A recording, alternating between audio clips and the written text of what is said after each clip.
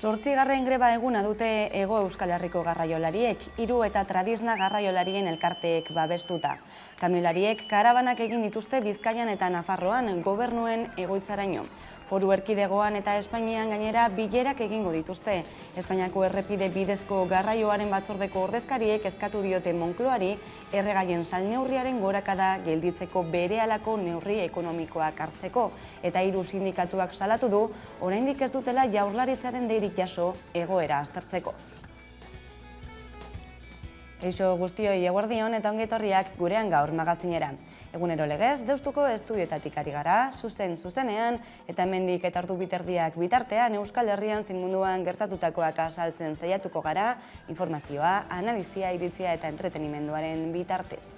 Martxoak 21 ditu gaur, astelena da, eta esan bezala, Hego Euskal Herriko garraiolariek greba hasi zutela 8. egunean, gaurkoan protestak eta bilerak egingo dituzte. Bilbora goaz jarraian, zuzenean, bertan baitugu Aiara de Urreta lankidea. Aiara, eguerdion, zer gehiago dakigu? Eguerdion, bai, horrela da, garraiolariek gaur 8. greba eguna dute eta protestak egin dituzte.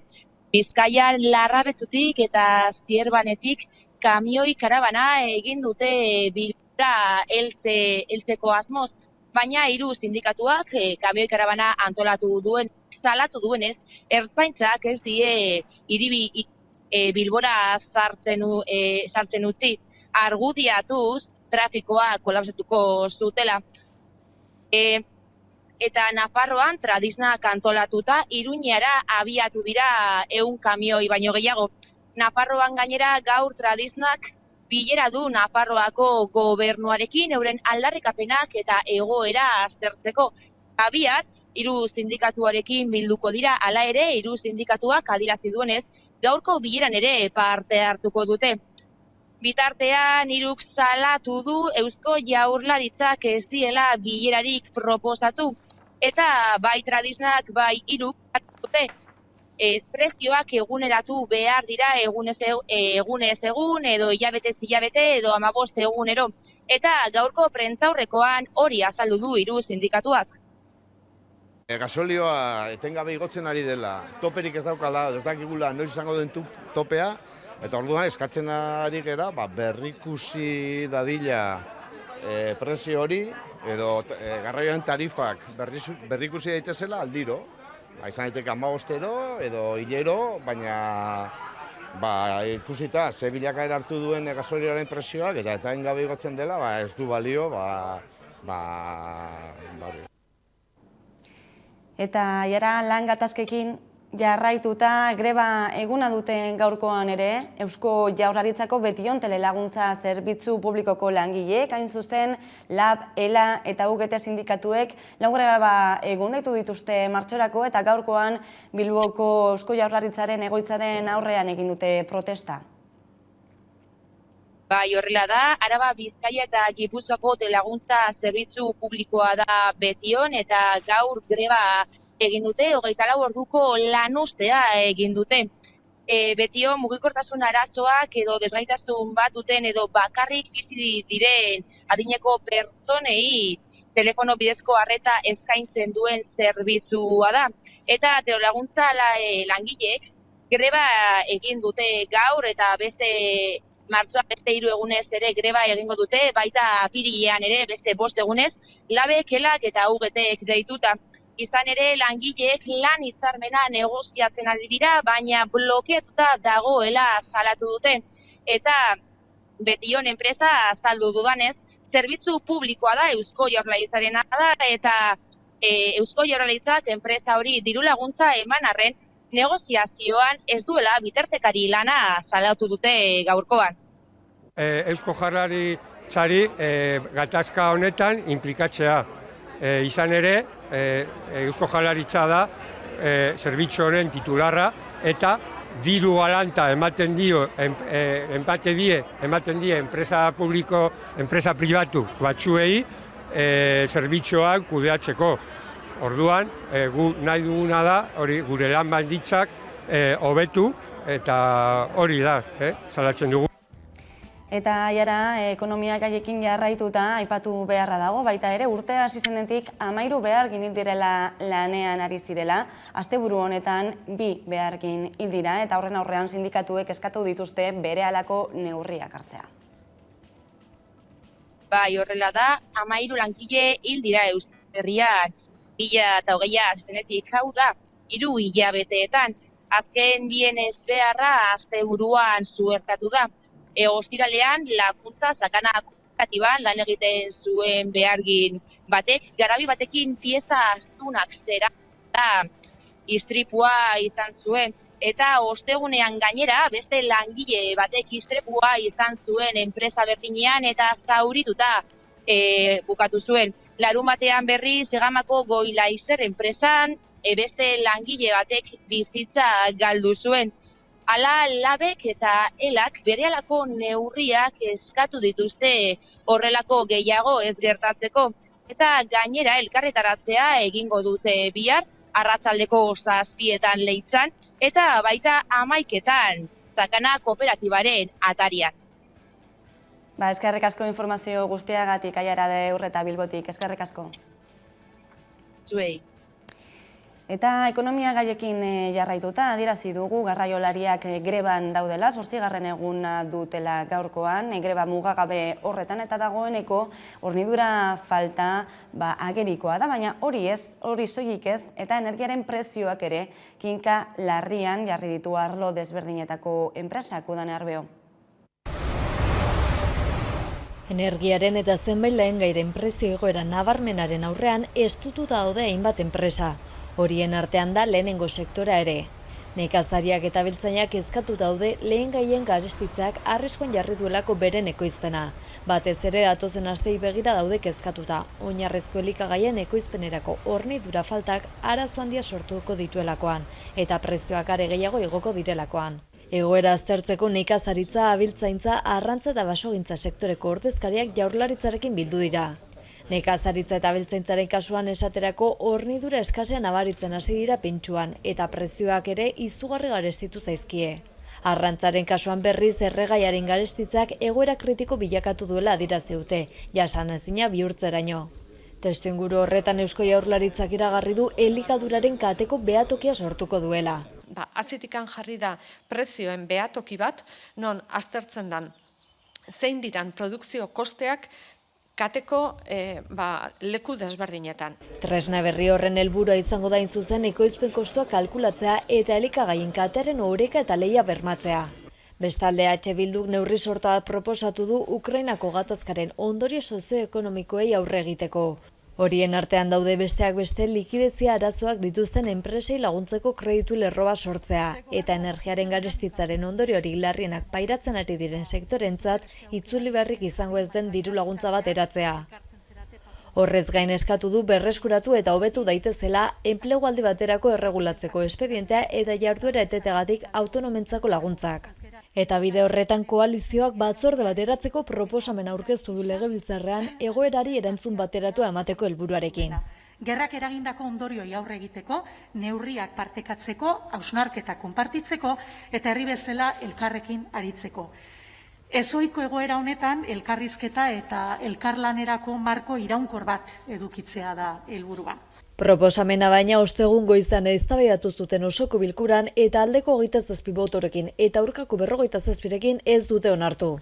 Bozketaren emaitza honako izan da 72 eman dugu botoa, 27 boto alde, 47 kontra, beraz ez da onartu. Hornidura faltak lehendik kinka larrian zeuden enpresak geldiaraziko ditu. Autogintzaren sektorean gaurkoan esaterako Mercedesek Gasteizen eta Volkswagenek Iruñean dituzten lantegiak geldirik izango dira gaurkoan. Izan ere aurreko 2 asteetan ere, astero 2 egun gelditu dute Mercedeseko lantokia eta hurrengoan egun bat geldituko dute. Erdieroalen hornidurarik esak ekoizpenean hainbat geldiadi eragin zizkioniaz Euskadiko enpresa handienari. Iruñeko landaben industrialdean dagoen Volkswagen multinazionalaren lantegian ekoizpen katean gelditu dute ordea, garraioalarien grebaren ondorioz autoak egiteko piezak falta direlako. Aipatu dugu, greba deialdi hori oraindik ere indarrean dagoela, 8. eguna dutela grebalariek, eta oraindik orain 3 sindikatuak salatu duenez, ez dutela Eusko Jaurlaritzaren erantzunik jaso.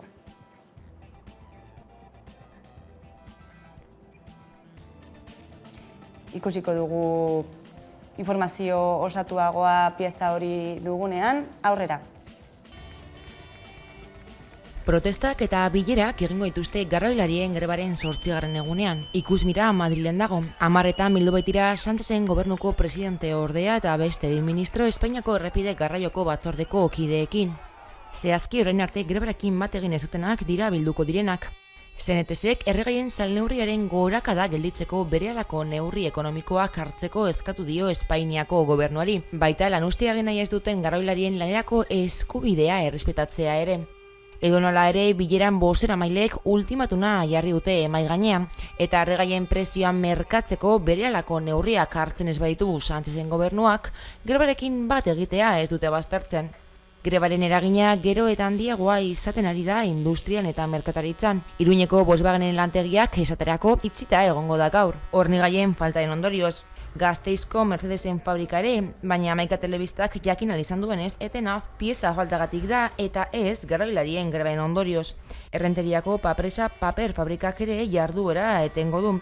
Garraio grebak eragindako lehengai falten ondorioz, ohar baten bidez jakinarazi duenez, ez du zehaztu zenbat egunez egongo diren galderik. Bestetik merkataritzari dagokionez produktuen eskazia nabaritzen hasia da. Merkatu Bilbao saltoki txiki eta handientzako merkatuetan adibidez, produktu fresko batzuk, batez ere fruta eta barazkiak, estok erdian daude, eta beste askoren eskazia astean zehar nabarituko dute. Arrantzan ere izaten ari da eragina, Euskal Arrantzaleek iragan astelehenetik daude iritzazoratu gabe, eta gaur erabakiko dute aurreantzean zer egin. Halaber, hornidura esan nabaritzen hasia da gasolindegietan. Adibidez, Bizkaiko Eizigazeko Galdakoko eta Mungiako estazioak erregerik gabe geratu dira. Eta nazioartera begira, Ukrainako gerra horri lotuta momentuz akordiorik ez gatazkaren korapiloa askatzeko, izan ere Ukrainako gobernuak baztertu egin du Errusiak Mariupol hiria entregatzeko egindako ultimatuma.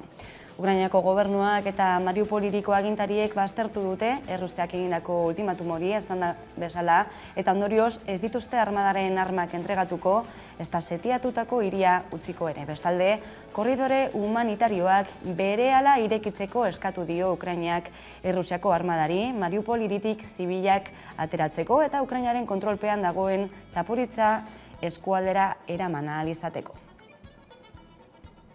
Hain zuzen, Ukrainako inbasioa hasi zenetik hilabete bat betetzear dagoenean, Ukrainarrek herrialdea uzten jarraitzen dute eta errefuxiatuak jasotzen duten herrialdeetan behar humanitarioak gero eta handiagoak ari dira izaten. Datuak kezkagarriak dira, dagoeneko 3 milioi desplazatu baino gehiago ihes egin dute Ukrainatik, horietatik 75.000 inguru haurrak dira, hau da, minuturo 55 urte irteten dira herrialdetik, haur hauen egoera zein den aztertzeko pantailaren beste aldean bat egingo dugu Save the Children erakundeko Sara Polorekin, bera da haurrentzako politiken arduraduna. Eguerdion, Sara? Zailtasunak ditugu, Sara, entzuteko, saiatuko gara berriro ere berreskuratzen, Sara, entzuteko. Eguerdion? Bai, oraintxe. Ez daten genuen, ez da, hainbat eta hainbat errefuxiatu haurrak zirela. Zenolako inpaktua izan du Ukrainako gerrak haurrengan? Lehenik eta behin, Ukrainian oraindik dauden haurrak, haur guztiak arrisku larrian daude. Kalte fisikoak, emozionalak, eta joan etorriak eragiten dituzten hainbat gauzak bizitzen ari direlako, ezta? Honekin bat aipatu beharrekoa da, norberaren edo beraien osasun mentalean duen eragina.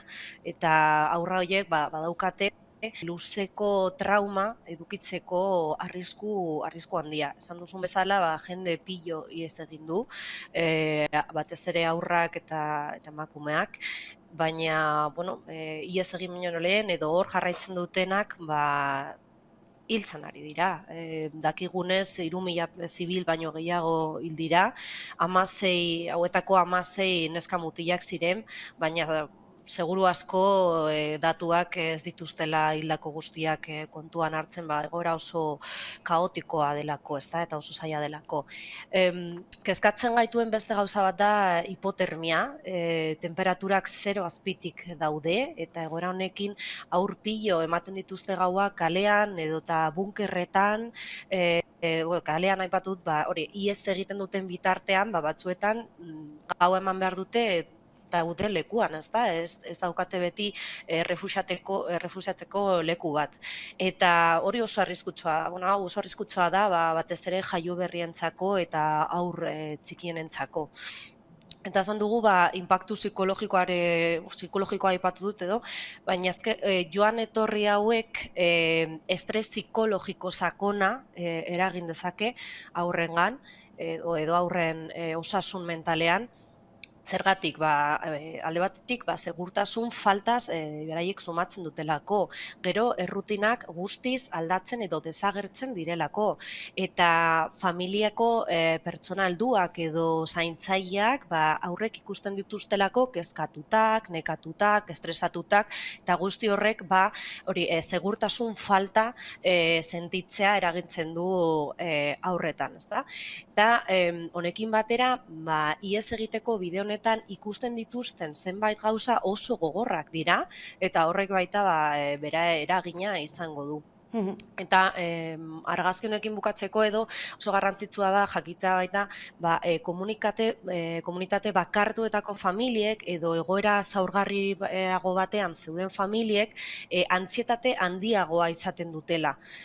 Batez beste esaten guk hitz egindako familiekin hiru laurdenek diote egunean zehar hiltzeko beldurra daukatela, baina gauan eguneko 80ak dauka hiltzeko beldur hau.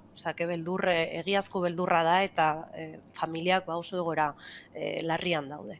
Egoera larria aipatu duzun bezala, gainera azpimarratzeko, errefuxiatuen erdia aurrak direla, kontuan ez izan da bertan Ukrainian gelditzen direnak aipatu duzun bezala eta batzuk ere, ume batzuk ere, bakarrik heltzen ari dira mugetako informeen arabera. Zein ari da izaten egoera? Bai, hori da, hor mugan dauden lankideen arabera eta kontrol puntuek egindako txostenen arabera badaude aur batzuk familia erreferentik gabe ailegatzen ari dira. Batzuk, kasu batzuetan, haien familiek bidaltzen dituzte. Ukrainiatik familia osoa ezinezkoa familia batzuentzat ezinezkoa izan da familia osoa ateratzea, baina beraien seme-alabak erasoetatik eta leherketatik salbu egotean nahi dutenez, bakarrik bidaltzen dituzte, edo agian mugaren beste aldean familiar edo lagun batek itxaroten ari da ume hau. Beste kasu batzuetan, familia elkarrekin atera zen etxetik, baina ihes egiteko momentu horiek hain kaotikoak direnez, familia batzuk banandu dira, eta umeak ailegatzen dira bakarrik mugara guztiz desorekatutak eta ez jakini zer gertatu den azken egun edo orduetan, Bakarrik heldu diren askok 14 urte baino gutxiago dituzte eta larritasun emozionalaren sintomak ikusten ditugu edo ikusten dituzte mugan dauden lankideak. Kasu honetan, funtsezkoa da haurrak erregistratzea, identifikatzea eta erregistratzea muga guztietan, batez ere edo bereiziki bakarrik ihes egiten dutenak, baina baitak familiarekin bidaiatzen dutenak ze badago bidean banantzeko arrisku hau, eta azkenean helburua da, lehen helburua haurrak babestea, baina banantzen badira edo bai Ukrainian edo bidean familiak bateratzea, eta honekin batera guk lan egiten ari gara beste erakunde batzuekin familiak bilatzeko eta bateratzeko prozesuak eta sistemak ezartzeko mugetan. Izan ere, behin eta berriro, aipatzen ari da, 21. mendeko migrazio krisirik larriena jasaten ari duela Europak, eta esan bezala erronka handiak, batez ere aurren eskubide horiek bermatzeko. Bai, guk beti diogu gerra guztiak aurren kontrako gerrak direla, eta hala da, eta hala ikusten dugu kasu honetan, errefuxiatuen erdiak umeak izan da, eta baita Ukrainian gelditzen diren 6.000 umeak oso kezkatuta gaudelako, ezta. Egoera honetan, alde batetik sarbide humanitarioak edukitzea funtsezkoa da, haur zaurgarrienak laguntzeko eta babesteko, eta ikusten ari dugu nola korredore humanitarioak ez direlari errespetatzen, eta hori oso kezkatutak gaitu, eta beharrezkoa da hori sarbide humanitarioak eta korredore humanitarioak bermatzea. Save the Childrenek dei egiten die gatazkako alderdiei liskarrak berehala eteteko, eta hori da haurrak eta beraien eskubideak babesteko modu bakarra. Bitartean edo borroka irauten duen bitartean, zer eskatzen dugu, beharrezkoa haurrek babesteko beharrezkoa litzateke nazioarteko zuzenbide humanitarioa jarraitzea, hau da, zibilak eta bereziki eskolak eta ospitaleak erasoetatik babestuta egon behar dira, eta hau ez da betetzen ari. Ukrainian eskolak eta ospital pilo leherketen helburu izaten ari dira, eta oso larria da, ezta? Gero, inguruko herrialdeen erantzuna oso garrantzitsua da, irekia, integratzailea izatea, eta familien eta aurren beharrak kontuan izatea.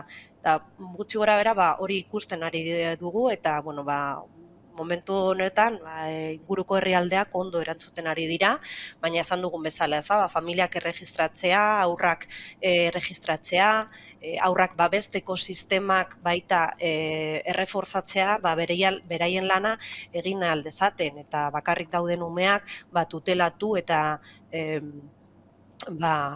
jaso dezaten, eta familiak batzeko lan hau bete dezaketen. Sara Polo, Save the Childreneko aurren politiken arduraduna, eskerrik asko gaurkoan gurean izategatik. Zuei, egunon zuei. Ukrainako errefuxiatuak edabideen fokoan, baina badira, beste hainbat eta hainbat herrialdeetatik, gatazketatik, egoera zailetatik iezi daudenak. Zuzen gaurkoan, hilak 21, arrazakeriaren aurkako eguna dugu, eta atzokoan migratzaileak bidasoan heriotzeraino eramaten dituzten kontrol selektiboen aurkako martza egin zuten, Pasaia eta Donostia artean. Gaur martxoak 21 arrazakeriaren eta xenofobiaren aurkako nazioarteko eguna ospatzen da. Horren harira urteroko martxa egin dut asteburuan Pasaiatik Donostiara pasa lelopean. 25. urteurrena izan du arrazakeriaren eta xenofobiaren aurkako martxak aurten eta 100 lagun bildu dira bertan. Medicus Mundi Gipuzkoa SOS arrazakeria eta gobernuz kanpoko erakundeen koordinakundaren eskutik Irun eta Hendaia artean poliziak egiten dituen kontroletan jarri dute arreta aurten. Salatu dutenez bertan ezarritako kontrol selektiboek babesgabetasun egoeran uzten dituzte pertsona migratzaileak. Eta Irun eta Hendaia arteko mugan azalaren kolorearen arabera aplikatzen diren neurriek migratzaileentzat dituzten ondorioak nabarmendu dituzte. Bidasoa ibaia tranpa hilgarria bihurtu dutela gogoratuz. Azken egunetan ibaian desagertutako lagunaren kasua ekarri dute gogora eta iazko datuei dagokienez gutxienez 3 migratzaile hil ziren ibaiaren 40 metrotan. Mugak heriotza leku izatari utzi behar diotela adierazteaz batera, erabaki politiko eta sozialak eskatu dituzte. Testuinguru horretan kokatzen dute nazioarteko babes, asilo eta aterpeskarei beharrezko erantzuna ematea. Herrialdeen arteko joan etorriak hobeto erregulatzea, migratzailei bisak emateko politika eraginkorrak sortzea edota herrialdeen arteko akordioak bultzatzea. Beharrezkoak diren sartzeko bide legalak errazteko. Bien bitartean arrazakeriak gizartaren parte den honetan, ertzaintzak argitaratutako datuen arabera gorroto delituengatik jarritako salaketek gora egiten jarraitzen dute.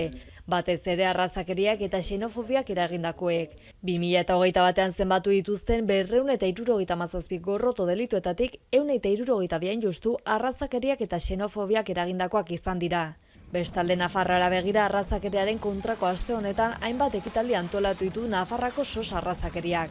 Besteak beste Foru Erkidegoko arrazakeren kontrako 2021ko txostena aurkeztu dute gaur goizean, eta larunbaterako arrazakeriaren aurkako manifestazioa deitu dute Merindades plazatik abiatuta eguerdiko ordu batean. Eta gaize aldatuta, korrikaren 22. edizioa hasteko egun gutxi falta da, 10 egun besterik ez, hain zuzen, eta motorrak berotzen hasi gara baita ere Hamaika Telebistan. Egunez eguneko jarraipen berezia izango duzue aurtengoan ere, eta horretarako besteak beste, aurreko urteetako abestien protagonistekin hitz egin du Koldo Otamendik, eta korrika kantuz-kantuz atala ikusgai izango duzue. Koldo, dugu pantailaren beste aldean, eguerdion? Eguerdion leire. Zer aurkituko dugu beraz korrika kantuz-kantu atal honetan?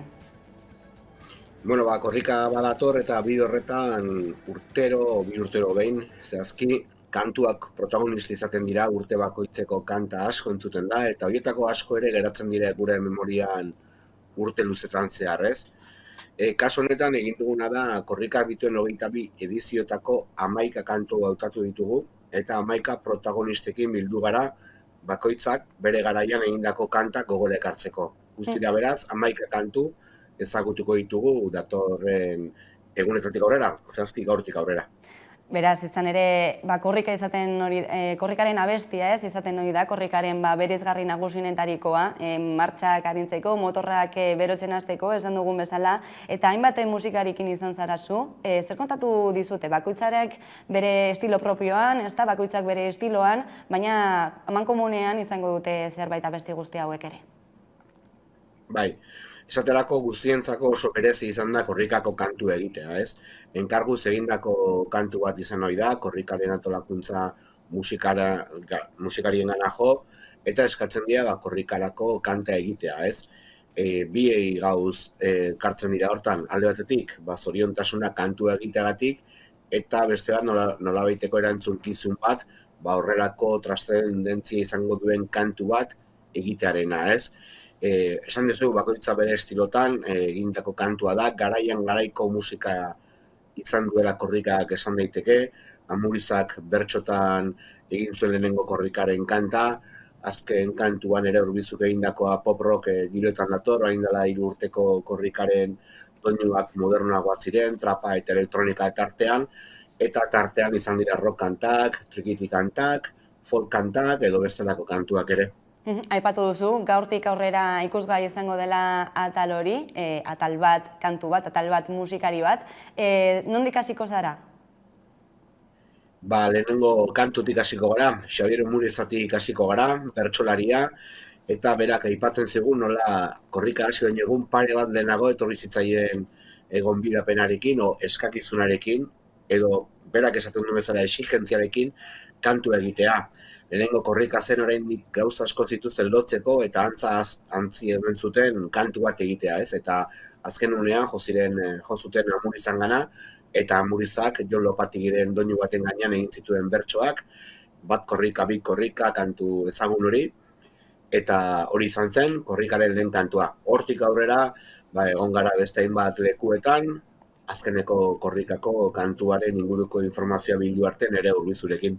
Gogora ekarriko dugu beraz lehen korrika hori, gaurko korrika kantuz kantu atalean. Zen ordutan izango da, Koldo? Egia esan ez dakit. Ez dakit ze programazio dugun gaur, baina saretan bolo-bolo ibiliko da, egunero kantu bat jarriko da, eta ikusteko aukera izango da, ez?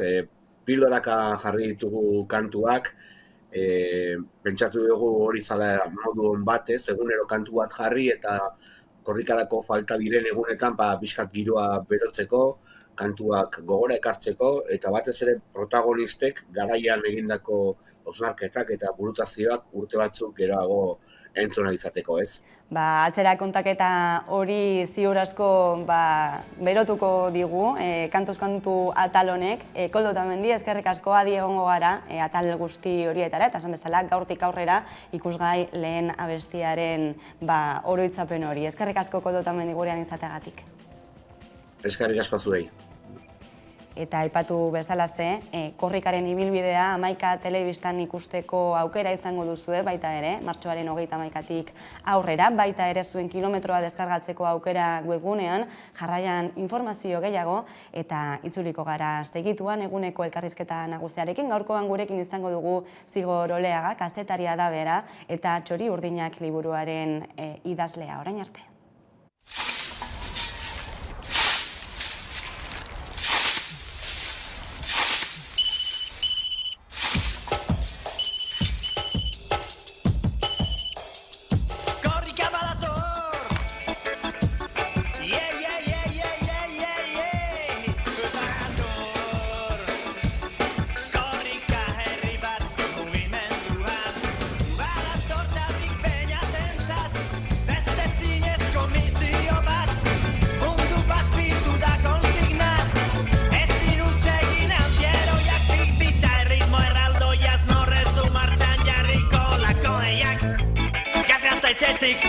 bai Baionarat, mende berri bat asteko du korrika, buruan munduan, makina jendea, pentsatu globalkitekin lokalki ez alda euskaldunak gara mundukideak, uniformetasunetik antizakiak, eskazko transgenikoak ez zenbakiak, bizirik mugagunik ez baitu euskarak, modernizazioa bada izan gizakoa, barrakonea tratatu nire iputia, begira ezazu, Big Peña, begira ezazu, Big Mac bera, korrika badator, Big Peña buru, mundu bat bildu.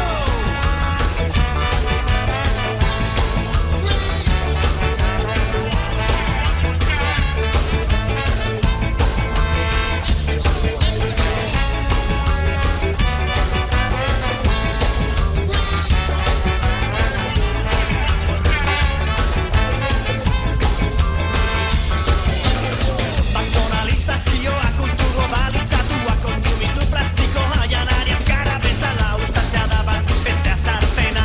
Elkartukatu edo derrigortua ereduak, ipeñan babarruna eta zapopularra, zuretako nexikarra eta pantumaka, gaztata intxaula lurra ez baita solua, bazter dezagun bengoz kakazar zaharra. Begira ezazu, Big Peña, begira ezazu, Big Mac bera, korrika badator, Big Peña buru, mundu bat bildu. Begira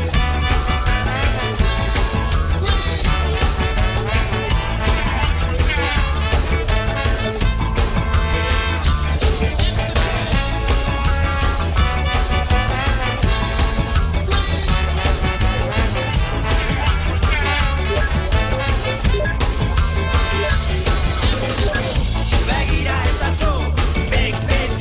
begira ezazu, Big Mac bera, korrika badator, Big Peña buru, mundu bat bildu.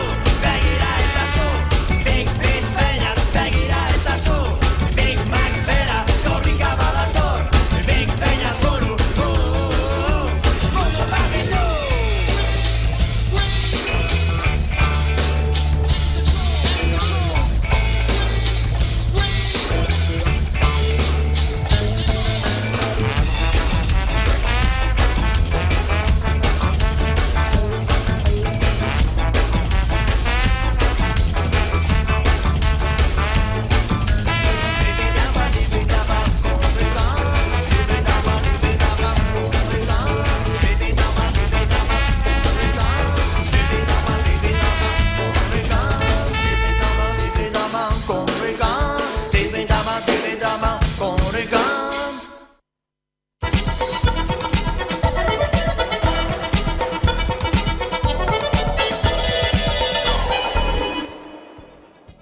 Eta egunero legez, elkarrizketari tartea irekiko diogu, eta horretarako gaurkoan gurekin dugu Zigor Oleaga, kazetaria da bera, eta Txori Urdinak liburuaren idazlea. Eguerdion eta ongi etorri Hamaika telebistara. Eguerdion eta eskerrik asko. Esan bezala, Txori Urdinak liburua idatzi duzu, argitaratu duzu, espetxeaz, zigor sistemaz, baita ere zigorraren kultura hausnartzera gonbitea egiten duen liburua.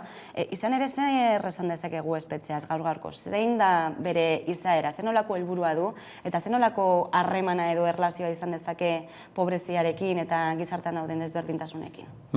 Bueno, harremana zuzena. Espetxean eta ez dakit bizitan joan den edonor ikusi dezake, bakarrik bizita aretoetan kanpotik joan da, ez? Ni hortik ezagutzen dut Gartzela, zuzenen, pobretuak eta gero beste kopuru batean disidenteak daude, ez? Eta ideia bat egiteko espetxean dauden presoen 3 laurden estimatzen da dituztela edo buruko gaixotasun edo drogamenpekotasun larriak. Eta espetxera eraman dituzten delituak normalean horrekin lotuta egoten dira. Orduan, espetxea zer den, teorian bere diskurtso autojustifikatiboa da birgizarteratzea bilatzen duela. Nik uste dut praktikak erakusten duela bazterketa eta desberdinkeria hori betikotu egiten duela eta inkluso sakondu. Pertsona bat espetxean sartzen dena, irtetzen denean, ohikoan sartu zena, baina okerrago ekonomikoki, pertsonalki, psikologikoki sartzen da. Espetxearen erretratu hori egiten da liburuan zehar, Santi Kobos presoaren ahotik hain zuzen ere, hasteko eta behin, nor da Santi Kobos eta zergaitik amaitu zuen espetxean? Santi da 54 urte ditu egun, zango nuke, 1968an jaio zen Leonen. Eta da pertsona bat, giro pobretu batean bizi izan zena, familia pobretu batean, eta txikitatik bizitza, familian ere, gogorra izan zuena, eta txikitatik lapurreta txikiekin, eta, liskarrak izaten hasi zen. Eta 13 urterekin ja, reformatorio bat, liburuan agertzen da, gartzela dena, bizi izan zuen 2 urtez, 16 urterekin adingabeen kartzelan, orduan gartzela arruntean sartzen zituztenak, eta literalki, 54 urte, esan dut, dituela, bizitzaren erdia espetxean pasatu duen. Eta gainera, espetxealdi oso gogorra, batetik espetxea beragatik, eta bestetik gainera bera nahiko rebelatu delako, ihes egiten saiatu delako 11 aldiz, mutinetan edo baiketak egin ditu, eta hori oso garesti ordaindu du ere, fies sailkatu eta egon da. Eta azkenengo datu bat, eta pizkatxo bat azaltzen duena ere zergatik liburua argiatik eta euskaraz eta bide horretan espetxaldian Euskal Herriarekin lotura desente egin zuen, Euskal presoen bitartez, baina gero Sabaiatik irtentzen baldintzapeko askatasunean, eta beren eskalaguna gorengoa Maritxu Gasteiztarra da, laguna ditu Gasteizen, ni Gasteiztarra naiz bertan ezagutu nuen, eta baldintzapeko askatasunean zegoen, grabatu genuenean elkarrizketak liburua egiteko, eta orain espetxean dago berriz ere, liburuan aipatzen da zergatik, baina ez usteko bat, eta bere egon beharko luke hemen, beste euskara ere ikasi zuen, baina ezin dago, eztabaidan dagoelako. Aipatu duzu, ezta, bizitzaren erdia baino gehiago espetxean, eta horietako urte luze batzuetan, fies erregimenean ere.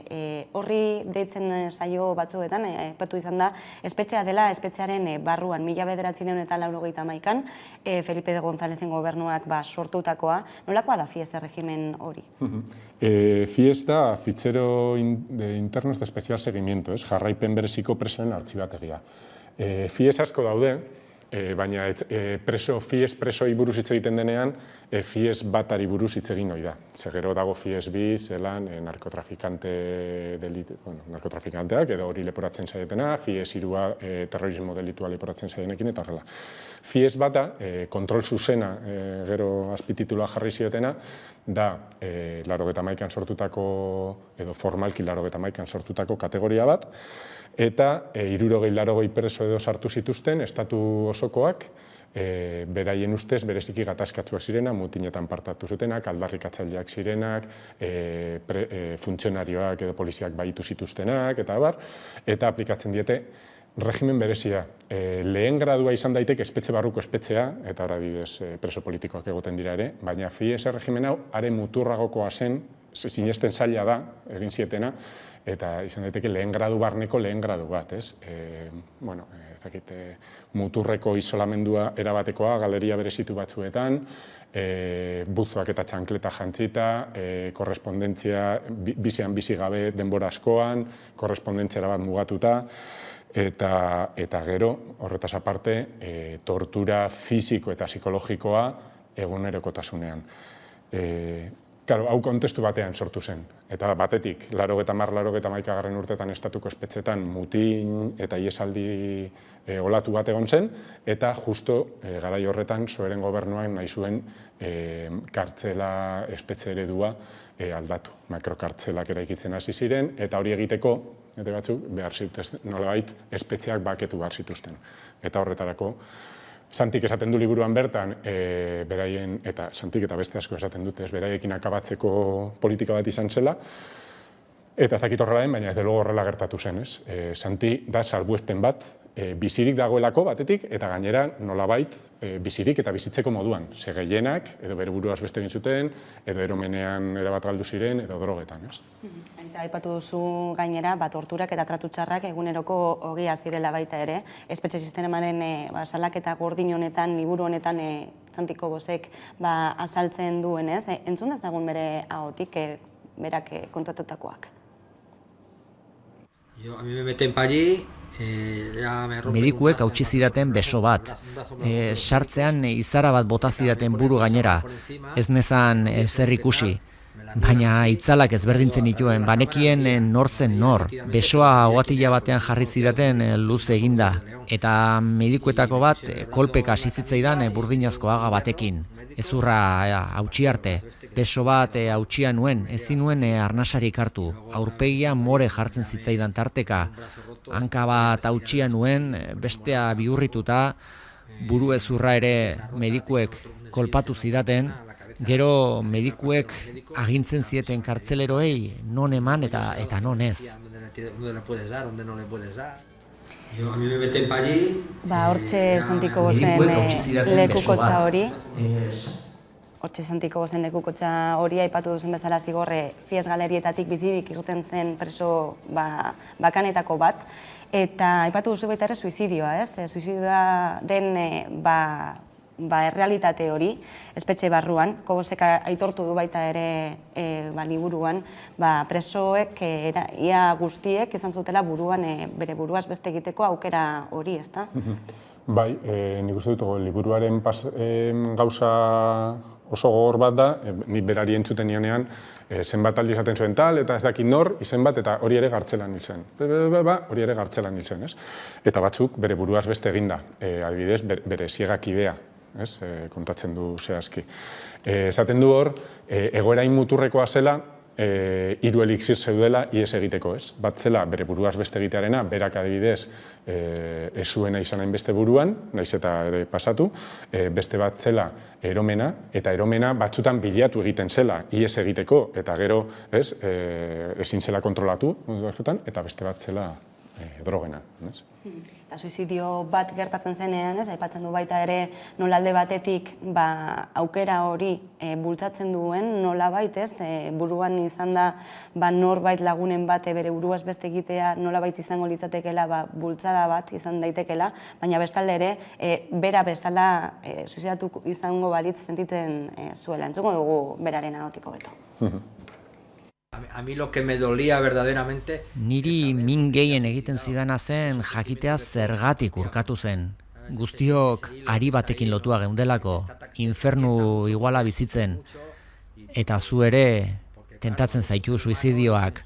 Animalizatuta egonik ere pertsona bat zara. Sentimenduak azal-azalean dituzu eta badakizu zein zulotan zauden. Badakizu zergatik pasa duen muga ondokoak. Zu suizidatu bazina bezala da.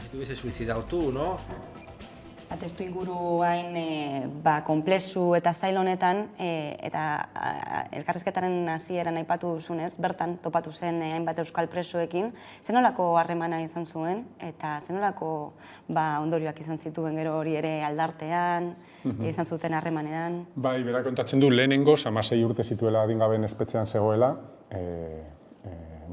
isolamendu ziegetara eramaten zutenean, hor gurutetatu zela, ez bakarrik euskal preso politikoekin, baita ere grapokoekin, anarkista batzuekin, eta horrela.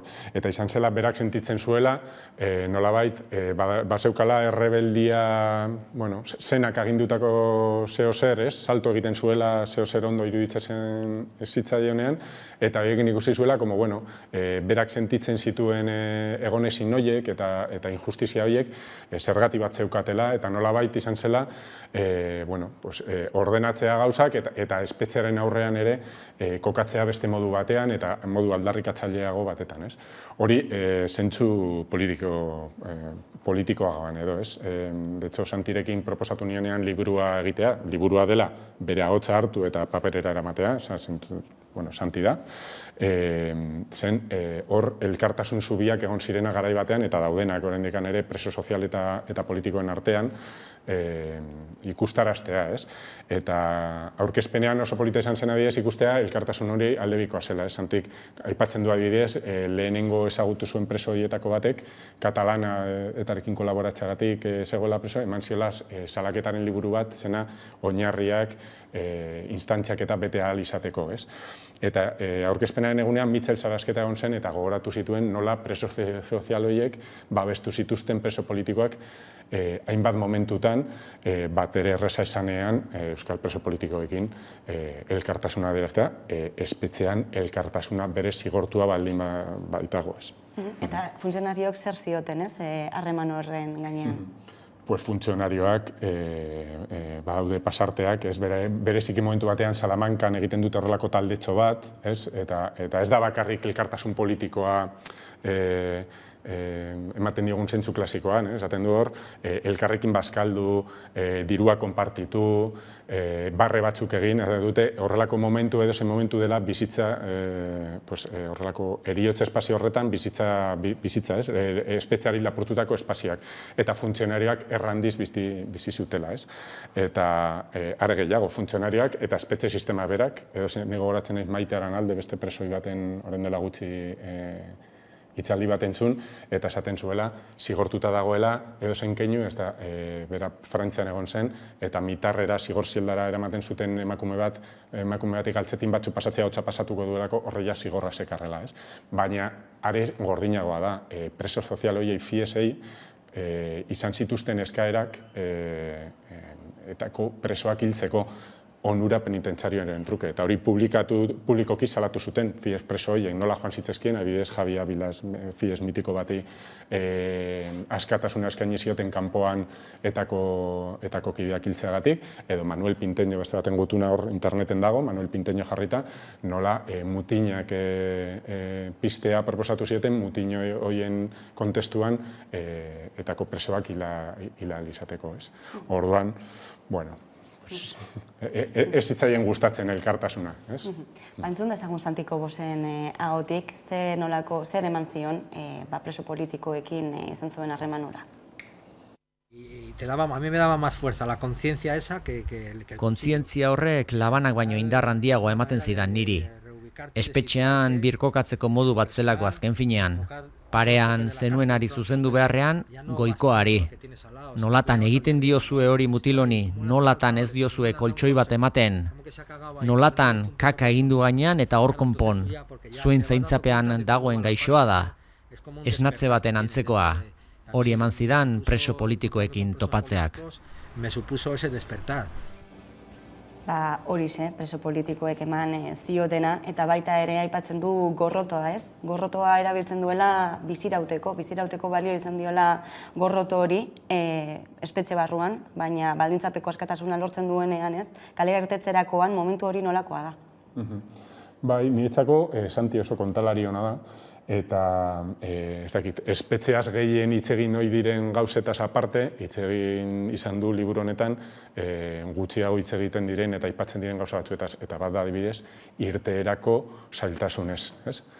Bereak pertsonala, baina edozein preso dituena, eta horretaz adibidez oso gutxi hitz egiten da, irteeran ze arazo izaten dizituzten, gizartean bizitzeko, ez? Eta kasu honetan berak gorroto asko pilatu zuelako, eta esaten du gorrotoa oso ondo kontatzen du niretzako aldebiko istoa dela, ez? Batetik, kontestu hain muturreko batean bizirauten lagundu ziolako, ez? Eta erne egoten, baina aldi berean, esaten du gorrotoa irentzi zaitzakela, esaten du berak, eta nola aldi berean borroka zen gorroto hori helduleku bezala erabili ez hiltzeko. Eta aldi berean samurtasuna, printzipioak, elkartasuna mantentzeko gai izatea, esaten du, gogoratzen esaten zuela, bereziki, espetxearen produktu ez bilakatzeko, ez? Eta, oreka horretan, oreka sail horretan, nola egiten duen, niretzako oso interesgarria da kontatzen duen hori, ez? Izan ere, aipatu duzu ez, bergizarteratze horretan, hainbatetan ez da fokoa jartzen, adibidez esaterako ez, espetxe eskumena du dagoeneko Eusko Jaurlaritzak, eta justizia restauratibo horretan, bergizarteratzean jarri du fokoa. Ez dakit nola ikusten duzun egoera, planteamendu hau, eta zer nolako papera jokatzen duen espetxeak guzti honetan? Claro, niretzako justizia restauratiboa edo konpontzailea da justizia punitiboaren aurkako zeozer. Justizia restauratiboa jartzen du erdigunean pertsona, sortutako minak berrosatzea, eta justizia punitiboak egiten duena da zigorrean zentratu. Orduan, zentzorretan, justizia restauratiboa espetxea adibidez abolitzeko plangintza bat ez daukasunean, niretzako ez da bateragarria.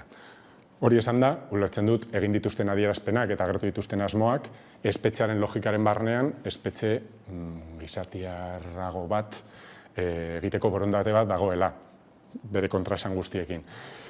Ni merzidatia naiz, eta da presoen inguruan lan egiten duten elkartei entzun didana ere, ez?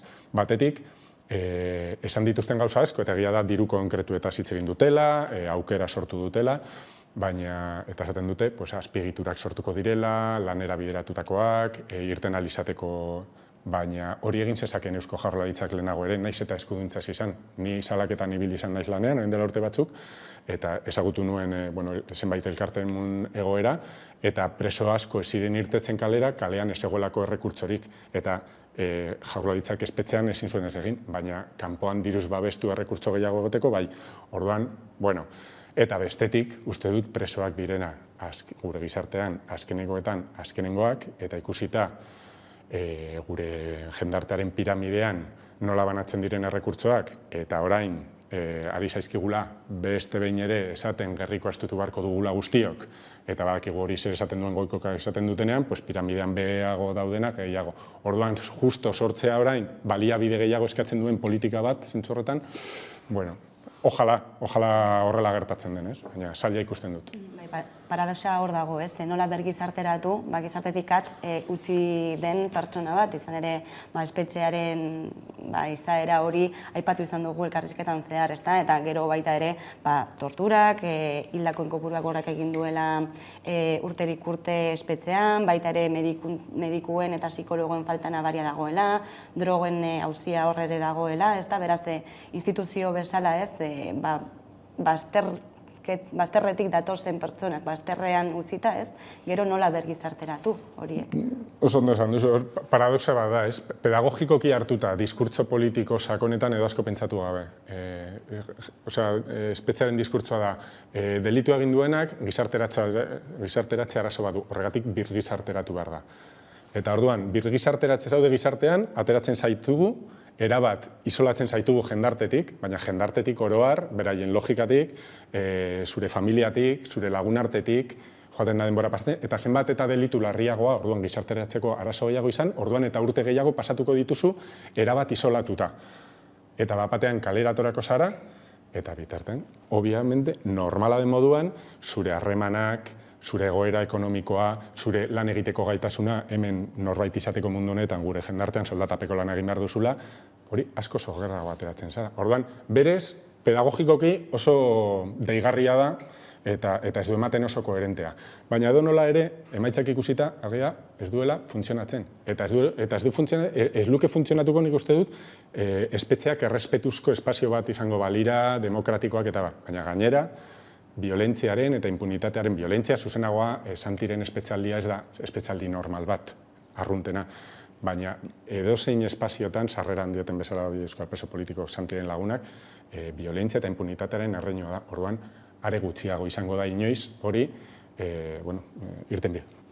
Datu esanguratsu bat ez da, eta hori da, Estatu Espainiarra, Europa osoan da, espetxe tasarik altuenetarikoak dituen herrialdetako bat dela, ez? Beraz, gai honetan ere, hausnarketa bideratzen da delituaren gainean, ez? Zer da delitua, eta ea bestera batera konpon zitzakeen egoera, ez espetxearekin edo ez zigorrarekin, ez den beste era batera, ez? Eta beste gauza deigarri bat da, zuk esan duzu, Espainia, Europako batazbestekoarekin alderatuta, delitu tasa da batazbestekoa baino txikiagoa. Baina espetxeratze tasa da batazbestekoa baino handiagoa. Eta espetxean pasatzen den denbora batazbeste da ere batazbestekoa baino handiagoa. Eta dato oso argigarri bat. 1975ean diktadura suposatzen da represiboagoa dela. Diktaduraren azken urtean, Franco hil zen urtean, 8.000 preso zeuden. Gaur egun 55.000 daude. Ikusten da hor, non jartzen diren lehentasunak. Eta badaude beste, pentsa ezina zaigu, hain naturalizatuta daukagu espetxea, hori Santik ere esaten du liburuan, pentsa ezina zaigula beste modu bat, baina badira beste modu batzuek, eta erakutsi dutena gainera direla eraginkorragoak, zentzu horretan delituaren logika onartuta, hor ere eztabaida legokela. Eta merkeagoak, baina beste arrazoi batzuengatik ez da bultzatzen hori, ez? Beraz, zure ustez espetxea desagertu beharreko erakunde bat da? Erabat, jendarte justo bat aldarrikatzen baldin badugu, bai. Osea, espetxea ezin da, espetxea da logika punitibo baten erraminta nagusienetako bat, baina hor daude epaileak, hor daude polizia, hor daude militarrak eta militarismoa, patriarkatuarekin oso lotuta dagoena, eta edo hori guztia eraisten dugu, edo bestela ezinezkoa da jendarte minimogi horizontal bidezko bat sortzea. Gai guzti hauek, desengranatu ditugunak jorratzen dira liburu horretan, Txori urdinak liburuan, Santi Kobosen lekukotzaren bidetik, hildotik, eta tituluaren zergaitia ere entzungo dugu, Santi Kobosen ahotik beratik, eta entzungo dugu bai. Sobre todo es un choque. Talka handia zen espetxean murgilduta egotea, bakardadean, krispazioan, eta ate bat ireki eta bera ikustea. Horren guztiaren antitesia, goxotasuna, maitasuna. Zuk pixka bat gordeak dituzun gauzak, Bukowskik Txori urdina poeman zioena. Txori urdin bat dago nire bihotzean, irten nahi du, baina gogorra naiz berarekin, geratu hor barruan, diotxut. Ez diot inori utziko zu ikusten. Esanguratsua, ez, hautatutako poema hori eta hautatutako liburuaren titulua.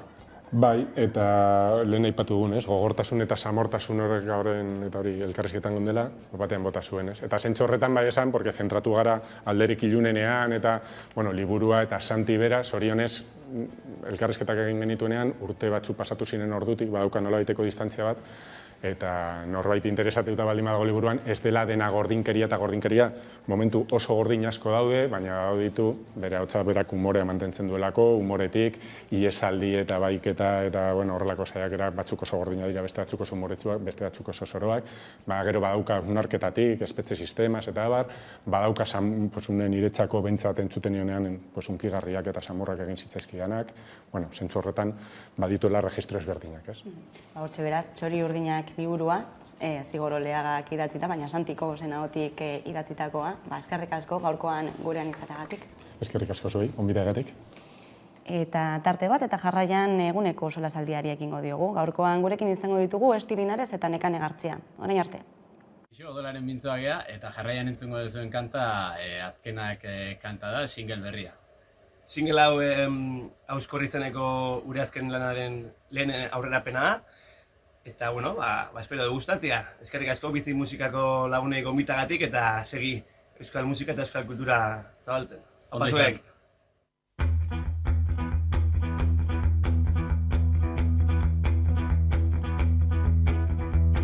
Izarak astindu orduko ikusi zaitut zoru zonetan. Itzalen pare krisialdi handien enkrak hori ezin bera beiratu ez zaitut nahi ikusi. Terrudu naizela onartzen dudan arren, amesten dudana zin badut bete saidazun hor naizen. Txaloza parradak isildu zirela ez altzara ohartzen. Erabaki bat ez hartzeak ez zaitu damu hartaz libratzen. Zahartu ginela aitortuko dugu koldartu ez esatearren.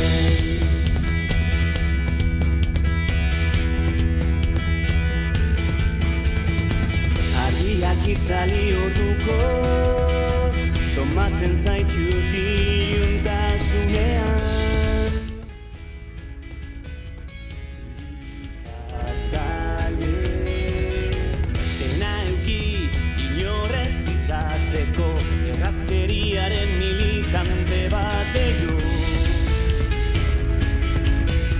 Ta izan ninteken ari gadetzen diot gauero.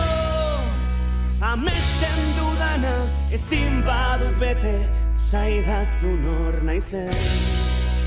Txaloza parradak isildu zirela ez altzara ohartzen. Babestuko jugu kale hutsetan guretzako soilik egindako letrak porrotaren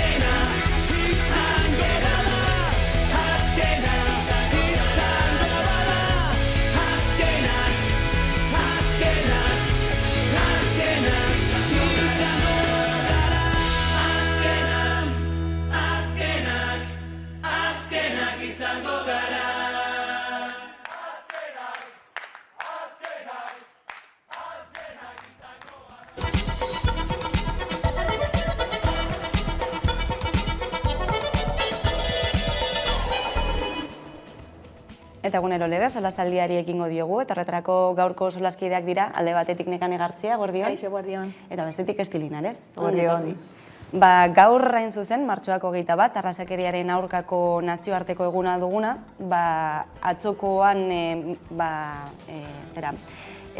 protesta egin zuten, izan ere 6 urte dira gutxi gora bera, hasi zirela salbuespeneko kontrolekin, Irunetan Daia arteko muga horretan gogoratu, duela gutxi ere beste pertsona bat desagertu dela bidasoan, bidasoa beste puntu beltz bat bilakatzen ari da migratzaileentzat, kontrol migratorioak, politika migratorioak izango ditugu izpide gaurkoan, eta hasteko ez, gaur bezalako egun batean, zenolako hausnarketa bideratzen duzue, zenolako mezua edo autokritika egiteko ere baliatzeko eguna izan daiteke. Hitz egiten dugunean arrazakeriari buruz hitz egin behar dugu, baita ere kolore, aporofobia eta kultura eta nondik eta jatorriari buruz, ezta? Eta hor dekogu, orain dekogu adibide galanta bat, ezta, zer gertatzen ari den Ukraniarekin, ezta? Ukraniakoei refusiatu bezala tratatzen diegu eta gainera hitza erabiltzen dugu eta gainera, ezta, jendarte mailan dago horrela como, ezta, sentiberazko, ezta, egoera bat eta gainera ipintzen gara oinetan eta hortatik, baina badirudi beste refusiatuak bestelako nibelekoak edo mailakoak dira, ezta? Orduan, gaurko egunekoa hitz egin behar dugunean ezinbestekoa da kolore, jatorria, kultura eta porofobiari buruz hitz egitea. Eta horrek ekarriko digu, ezta, panorama konplexu bat eta zer gertatzen ari den. Eta baita ere fronterekin, justo asteburu honetan egon nintzen jardunaldi batzutan, eta non esaten zuten nola fronterak gero eta gehiagora joaten dira, baita ez ere Europa mailan, eta baita ere, estatu batuetan badakigu orain dela politika hauek, migratorio hauek, orain dela arrasekirekin lotuta, jadanik oso egoera mingarrietan sartuta zeudenik, ezta? Baina ipintzen ari ziren, ezta, bestelako muga batzuk ez ziren hain bisibleak, ezta? Edo hain ikusteraz da, Melillakoa bezalakoa. Eta muga bat ipini zutena izan zen Iruñekoa. Nola, ez da, adibidez, hor ez dago, ez da? Ez dago ipintzen, daukagu imaginario hori Melilla bezala gertatzen. Ez dago fizikoki, ez dozu ikusten, ez dozu, eta orduan, bai egia da, bertatik eta ematen diren ibilbideak desberdinak dira, eta bidasoa herritik, bibaietik egiten dutela, eta beste leku askotatik egiten dutela, baina ez dakagu zabai bat, non zuk ikusten dozu fizikoki, ez da, dagoela muga bat. Eta bertan, ez da, jardunaldi horietan ipini egin zutena eta jokoan ipini izan zutena izan zela. Orain, Europako ikusiko dugu nola fronterak joango dira eraikitzen. Eta ipini zuten foku bat ezen Iruñekoa. Eta zeuden, ez da, esaten zuten, nola badauela, ez da, ja pentsata nola ipini horrelako muruak edo frontera eta hor ikusteraztea dagoela frontera bat. Eta, hor egon ziren jardunaldian eta, espertuak zirenak, komentatu zuten, igual ipiniko dute modu oso apaingarri batean, hori ez da izango, ez da, Melillako bezalakoa, baina segurenik ikusiko ditugu bertan, ez da, muro desberdinak. Bai, gaurko egunean autokritika egin behar dugu, zuk esan duzun bezala, bazkenean agian badaukagu buruan frontera irudi bat bakarrik muro batekin, edo baia batekin, eta ez, eta Irun eta Frantziarteko hori frontera badago, haien ez dugu ikusten, baina egia da, egunero izugarrizko jendea pasatzen da bizi berri bat eukitzera, eta, klaro, bagian edabideetan, komunikazioetan saltzen digute bakarrik Melillako frontera, Europan, zu galdetzen baldin baduzu jendeari, Europan ez dago fronterarik, bai, badaude eta ikusten ari gara, eta hemen alboan daukagu, gure herrian daukagu. Eta gero bebai esateko, hori, lehen eta bigarren mailako refusiatuak badirudi badaukagula, azkenean Ukraniatik etor desatela denok, ez da ezer gertatzen, baina, gero Sahara, Palestina, edo beste herrialdietako jendeak badirudi, batzutan entzuten da. Pateratik etortzen direnez, jende oso txarrak dira. Inork ez da bere herritik irtetzen, nahi dudalako. Ateratzen dira bizitzeko, azkenean gatazkak edo bere bizitzan ez da ona, eta hemen ez dira etortzen, hori, así porque sí, etortzen dira bizi berri bat eukitzera, eta ez dut ulertzen nola kriminalizatzen diren jendeak, hori, zuriak baldin badira, badaukate bisa oro bat edo ez dakit nola esan, eta beste herrialdekoak baldin badira, haiek zuriak eta kristianoak ez baldin badira, ezin dira sartu. Aipatu duzu, ez da, kriminalizazioa, zenolako diskurtsoak entzuten diren migratzaileen gainean, zenolako gezurrak edatzen diren. Uste duzu euskal gizarteak arrazakeria barneratuta duela? Guztiz, super arrazista kara, eta nik baita sartuko naz, ez da? Guk mendebaldeko gizarte txuri batean jaio eta ezi egin gara, eta kolonizatzaileak izan gara, eta nola eraketzi egin diguten historia, ja soilik nola eraketzi diguten, non ipini duten Fukua, nola, ez da, eta baita ere, nire, adibidez, nik nire institutuan, nola zeuden, ez da, nola zegoen jerarkizatuta eta zemotatako kolektiboak zeuden, nire garaian, adibidez, nik guztiz txuri, ez da, mundu batean jaio eta ez egin naz. Eta are gehiago nik gero unibertsitatean, nik gainera, unibertsitate pribatu batean irakasten dut. Eta hor ikusten da, txuriei ematen diela klase, ni txuri bezala txuriei, orduan, askotan, ez da, praktikak egiten ditugu klasen nola txuritasun horrek zer egiten digun, mendebaldeko gizarte ikuspuntua zer egiten digun, eta nola kolonizazioa, nola deskolonizatu, ez da, egin behar ditugu bestelako adibidez oso aipatzekoa da, ez da, zemotatako teoriak ematen ditugu, nik adibidez irakasle modun eta dauzkadan, ez da, hor kompetentzian barnen eta zemotatako bibliografia guztia deira txuria. Eta gaude gizarte langileari buruz hitz egiten, non Latinoamerika non geratzen da, ez da, non geratzen da Afrika, non geratzen da Asia, ez da, ez idatzi honetan, eta da baita ere erreferenteak, ez da, hor egon dira, ez da, autore desberdinak, Bell Hooks, Chimamanda, ez da, hitz egiten dutela nola, eraiki egin dutela, egin dugula, ez da, batez ere mendebaldeko gizarteak historio bakar bat, eta historio bakar hori nola kontatu egin diguten, horrek arrazakeria eragiten du. Eta arrazakeria eragiten du, einean, ez da, nola, eta dira oso, jarrai oso txikitsuak, ez da, eskotan hitz egin dugu mikromachismoei buruz, arrazismoei buruz, nola, bakarrik begiradak nola tratatzen dizuten, ez da. Nik beti epintzen dut, adibide bat, neukan, ez da, lagun, ez da, venezonarra dela, eta berarekin nirekin joaten zenean, begiratzen zidaten, zer egiten du honek, ez da, pertsona horregaz. Eta hori nabaritzen da. Edo, adibidez, begira normalean ipintzen du, emakume eta gizon bezala, ez da, nori hasten dira hitz egite. Kasu honetan, ginen emakume eta gizoina, baina bera ikusten zen, bere itxurarengatik migrantea zela. Eta hortatik nori hitz egiten zioten, niri. Hor egoten dira, ez da, zemotatako sailkapenak egiten ditugun eta diskriminazioak izan aldia instituzionalak, ambientalak eta gizartekoiak tekogu pila bat, eta da nola irakatzi diguten, nola ezi diguten, eta klaro, eta gu mundu txuri batean izi egin gara, eta hortatik ez badugu bestelako referentziarik, bestelako historiak, bestelako kulturak, ez da, barneratzen, eta gaude historia bakar batean. Bai, guztiz adoz, azkenean beti izaltzen digute bizitza dikotomia bat bezala, txuriak eta gero besteak, eta ni fijatzen naiz asko metroan edo autobusez, hasen nolako mikroarrazakeriak, batzutan zoritzarrez dira mikroak, eta batzutan, eta gaur ikusi dut ez, tipo bat zeri da, eta karo, ez zen txuria, eta ia zegoen emakume bat begiratzen, kontuz, edo, batzutan ikusten da, poltsoekin, egiten duzu horrela, bai? Eta hori garraio bidean ikusten da, eta autokritika egin behar dugu danok, zenik pentsatzen dut danok hor egin dugu gauza alako zerbait, eta gero bebai hemen daukagu izugarrizko arrazakeria RGiaren arira. Beti izaten dute, hauek etortzen dira RGia kobratzeko eta ez dute zer egiten.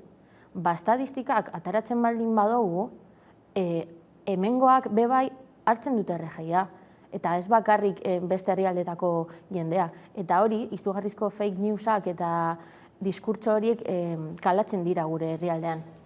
Horregatik oso garrantzitsua da, diskurtso guzti horiek zurrumurruak ditzen direnak askotan, horiekin apurtzea, eta aipatu duzun bezala, zenolako barremana du arrazakeriak klase sozialarekin ere. Eta hori aporofobiarekin, estaten dugunean aporofobia da, azken finean txirotasunari, ez da, zemotatako jarrerak eta harrerak ditugun horren aurrean, eta ez da berdin adibidez alemaner bat eta etortzea eta gainera diruarekin, edo ipiniko dugu beste, ez dakit, Afrikar bat, gainera futbolaria dena eta gainera diru asko dekona, hori, ez da berdina, ez dakit, ez zen eta ez gustatzen dut futbola, ez ipintzarren pertsona konkretu bat, baina begia jada ez dugula berdin ikusten. Hala eta guztiz ere, baita ere, adibidez, beltza izanik, adibidez, hori ikusi entzun dugu, ezta? Partidoetan zemotatako gauzak entzunten dugun, orduan arrazakeria jarraitzen dago, baina berda ez dugula berdin tratatzen.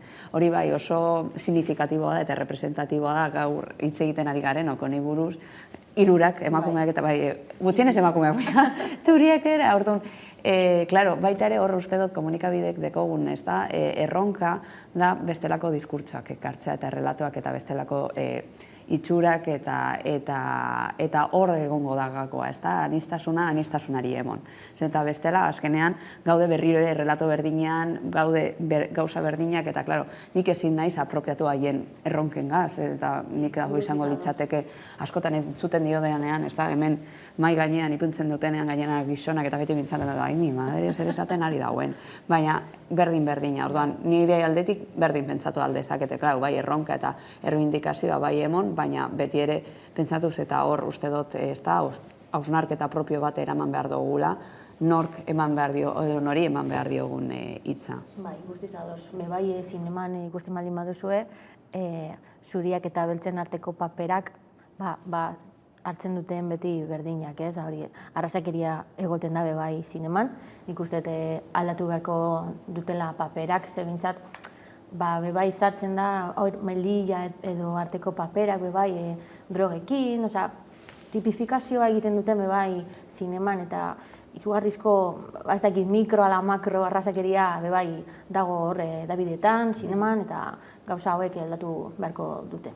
Bai, nahiko transversala, patriarkatua edo matxismoa izan daiteken bezala, ez, gure gizartean ere zeharkatzen duela arrazismoak, eta, hemen txutziko dugu gaurkoz hausnarketa hori, beste gai bati heldu beharko diogulako gaurkoan ere, izan ere gogoratu, garraiolariek 8 egun, daramatzatela greba mugagabean, erregaien prezioaren gorakadanen aurka, neurriak eskatzen dituzte, eta momentuz ez dute neurririk lortu, entzun dezagun hiru sindikatuko Jon Altunak esan duena gaurkoan.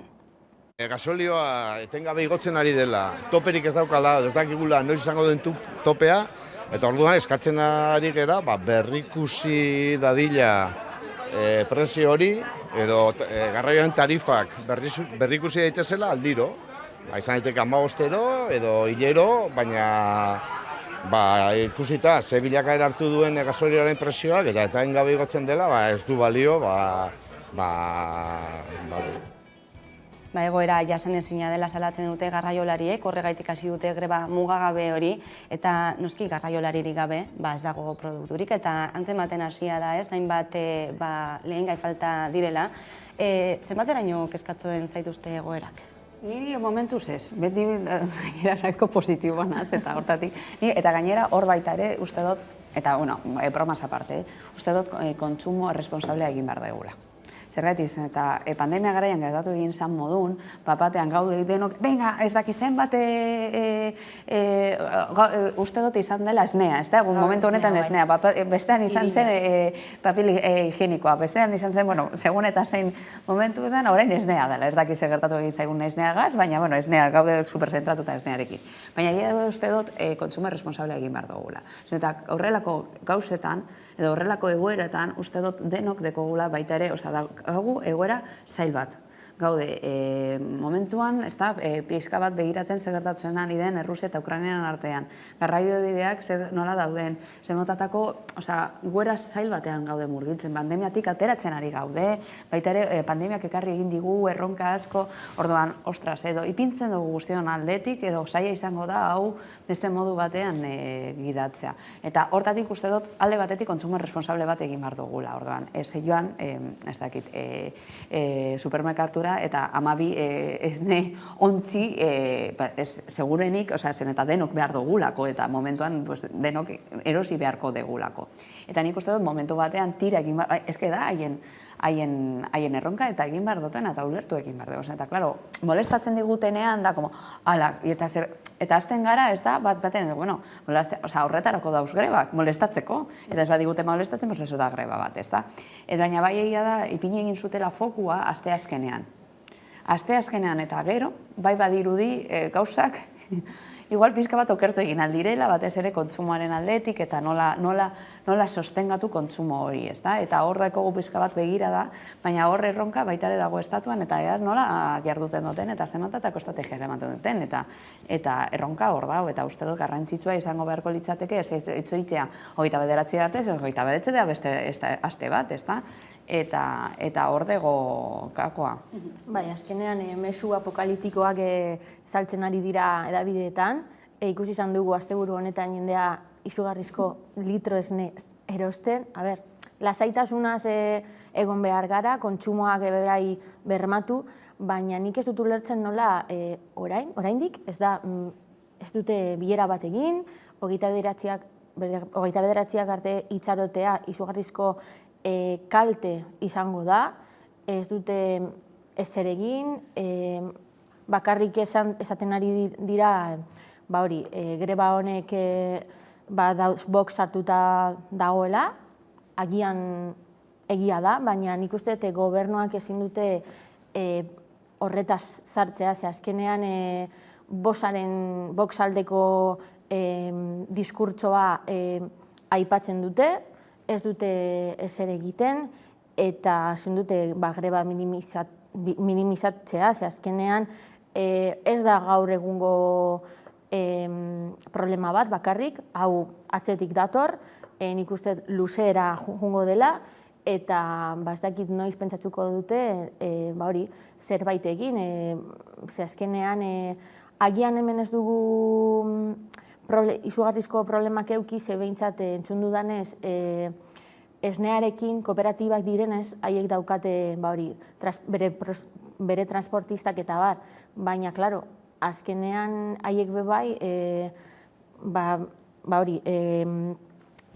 gasolinaren prezioak gehitzen baldin ez badira, prezioak igoko dira. Eta gero, erregaiaren prezioaren arira, zeingo dute? IVA edo genduko dute?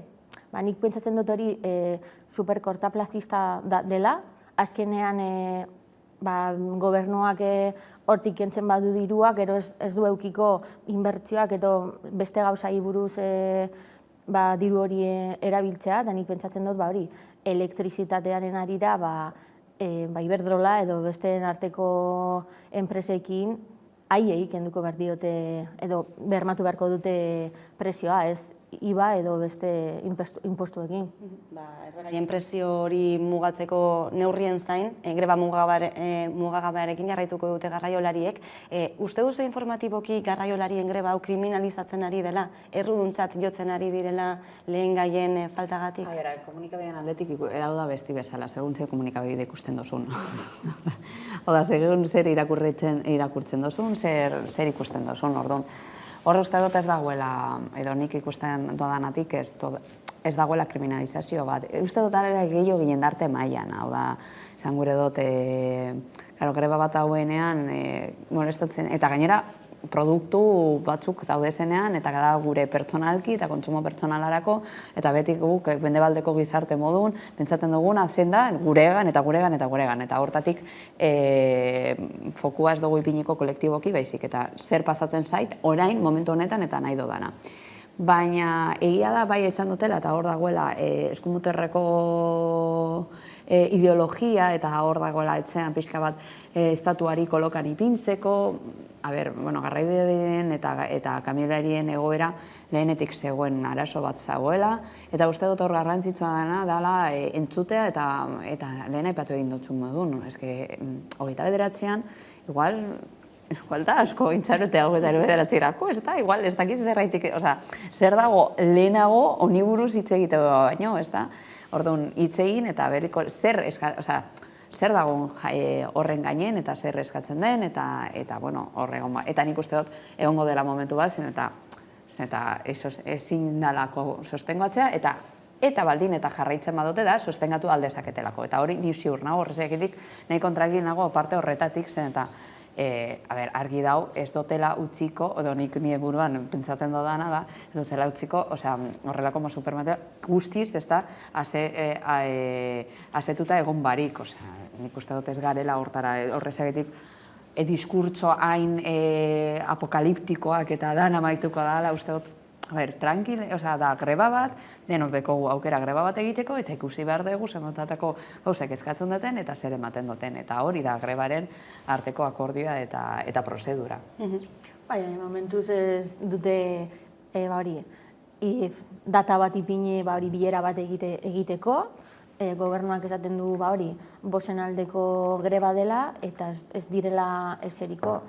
Eta, ostras, noiz arte egongo da gobernua ezer egin barik? Bueno, ezer egin barik ez, behintzat jakin izan dut, Pedro Sánchezek egingo duela gira bat Europa mailan, ez dakit Merkel moduan izan nahi duelako, gasaren afera, Argelia, Sahara edo, baina hemen, momentuz ez da egongo bilerarik, eta ez dakit noiz arte egongo da horrela, baina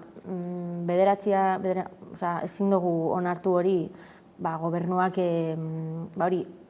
ez eukitea komunikazioa grebalariekin, eta ez dut ulertzen. 8 eguneko greba, esan dugu, erregaien prezioa tarteko, testu inguru zaila, alde batetik enpresa pribatuen esku dagoelako energia, bestetik baita ere Rusiaren inbasio hori Ukrainaren aldetik, oztopo diplomatiko eta ekonomikoak, gertutik jarraituko dugu gaia, ziur askorako emango duelako hurrengo egunetan ere, beraz, eskerrik asko gaurkoan gurekin izateagatik, Estilina Nezetan egartzia, eta jarraian eguneko albiste nagusiak Carolina Suárez lankidaren eskutik, ondo izan. Kaixo lagunak, ni Miru naizi, hemen da Miru. Eta laizter, elkarrekin egongo gara, bai. Hemen da Miru. Ipiniak, asmakizunak, jolasak, denetarik ikusiko ditugu, bat bihiru. Hemen da Miru saioan, laizter arte eta zoriontsu izan.